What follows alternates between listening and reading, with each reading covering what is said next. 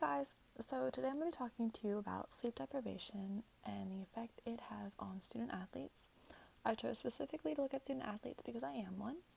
So this information does pertain mostly to student athletes, but is not limited to them, and the things I'm going to talk about can happen to all humans, so keep that in mind.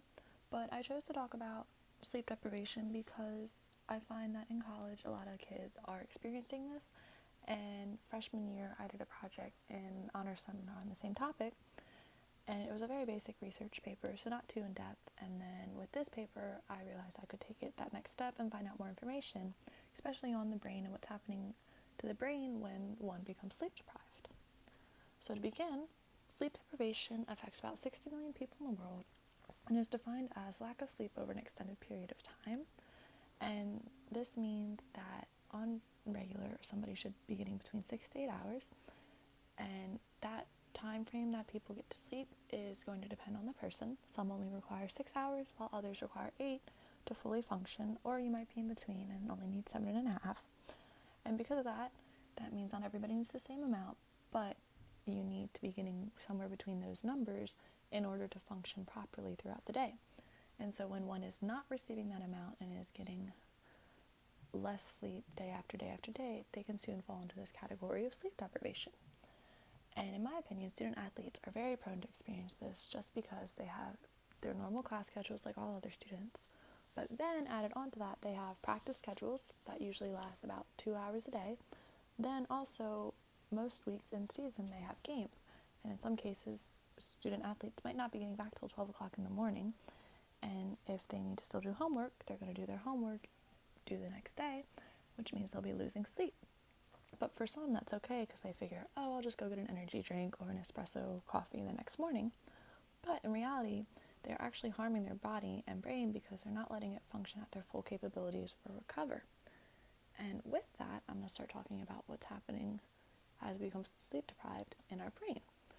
So when the brain becomes sleep deprived, it begins to lose its connectivity of signals between the prefrontal lobes. And our frontal lobes are the main areas where we have cognitive function, which means our emotions, memories, and things like problem solving and everyday thinking take place here.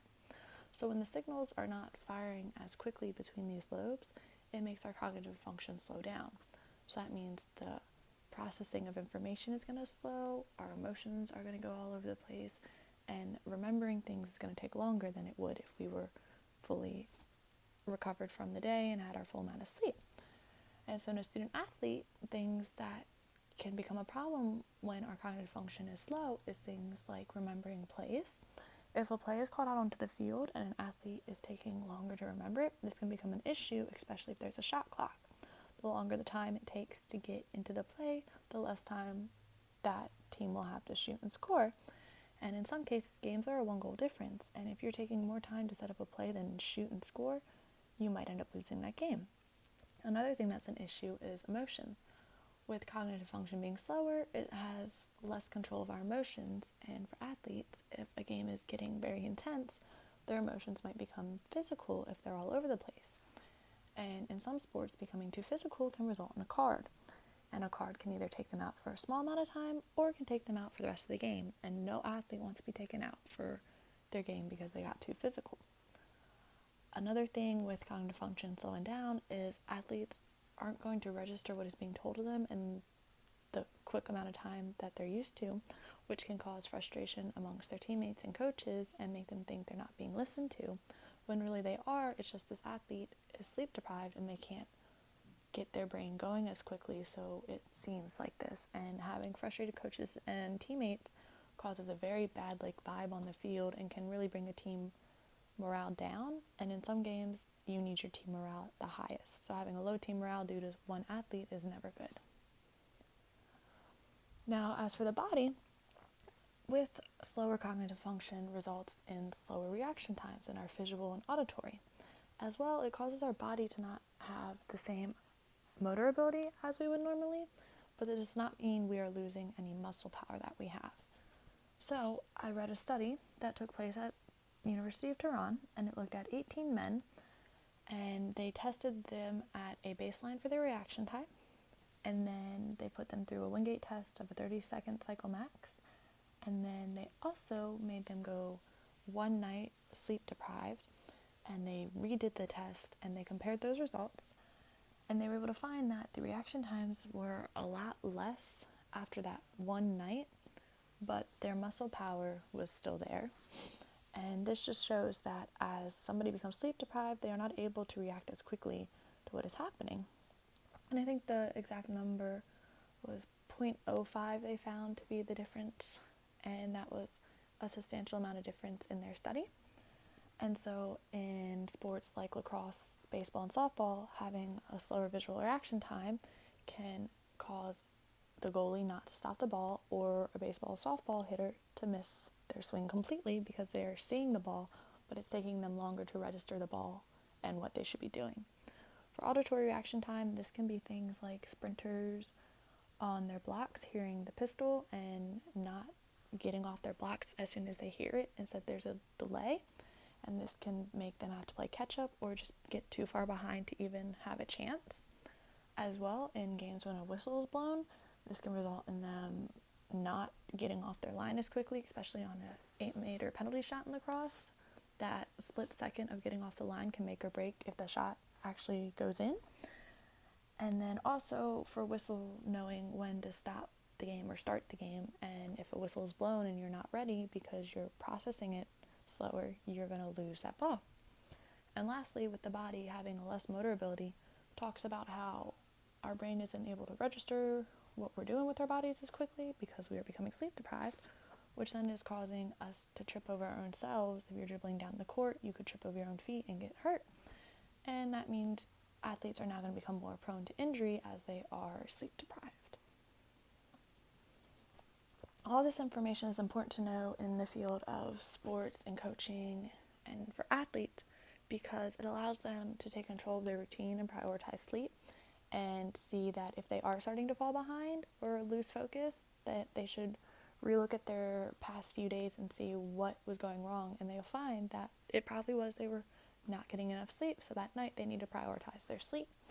As well, for coaches, it helps them become more aware of the same things, like why their athletes might be behind, and they can reach out to them and talk to them about ways to help them get back on track with their sleep schedule. As well, for trainers, if an athlete is coming in with more injuries that are just minor but causing them to come in and they haven't come in before, the trainer can then reach out and be like, hey coach, this athlete, you might want to check in on them. I don't think they're getting enough sleep. These injuries they're getting aren't substantial, but they aren't normal for this athlete, and so I think you should check in. So it's a good way to know this information for athletes to check in with themselves, and also gives coaches and trainers a reason to go check in and see what's going on with their athletes. Along with what is causing sleep deprivation and what's happened, I also found that why the brain needs the sleep.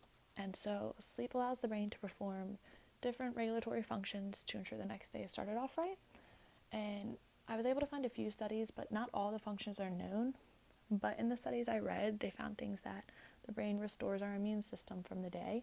It helps us store information that we learned, and that allows us to bring it up later. And it also plays an active role in the recovery of our nervous system from that day's sleep to wake cycle. And these things are all important because it helps us to start off the day with everything at 100%. And when we become sleep deprived, those functions are already lower and the brain's not able to go and do these things, which means that next day they're going to be not at 100%, they're going to be at 85%. And then you add another day and they're slowly just going to get worse and worse because the brain is not able to do its regulatory functions at night and recover that person from their day. And this can become a problem when, if you learn a play at the beginning of a week as an athlete and you don't get your sleep through the week, by game time on that next weekend, you won't be able to recall that information you learned at the beginning because your brain wasn't able to go in and get that information stored while you slept. With all these studies that I just talked about, there were some limitations. One being the cycle study only looked at one gender. Not all sports were covered, so with one gender, not all sports, there may be differences in males and females and differences based on the sport you play. As well, just in general, more tests need to be run on the brain functions during sleep, because all the studies I found said that they have found this data, but there aren't too many studies for them to compare back to make sure their data is right. So just more tests on the brain functions during sleep need to be done. And in conclusion, understanding the effects of sleep deprivation can better prepare an athlete for their gameplay and also with their time management, which is an outside task that doesn't relate to their playing abilities, but it allows them to know that sleep is important and that they can't rely on their energy drinks to get them through the day or to perform at the top abilities that they need to. As well, sleep is needed to just perform at all. And as we lose sleep, we lose our capabilities at their top performance, and that's never good. And this goes out to everybody, not just athletes, that you need to sleep. The effects that I talked about in here, like I said earlier, aren't just limited to athletes. Reaction time is not just limited to an athlete. It affects everyone that becomes sleep deprived. So yeah, thank you for my presentation. Here are my references. Hope you enjoyed it.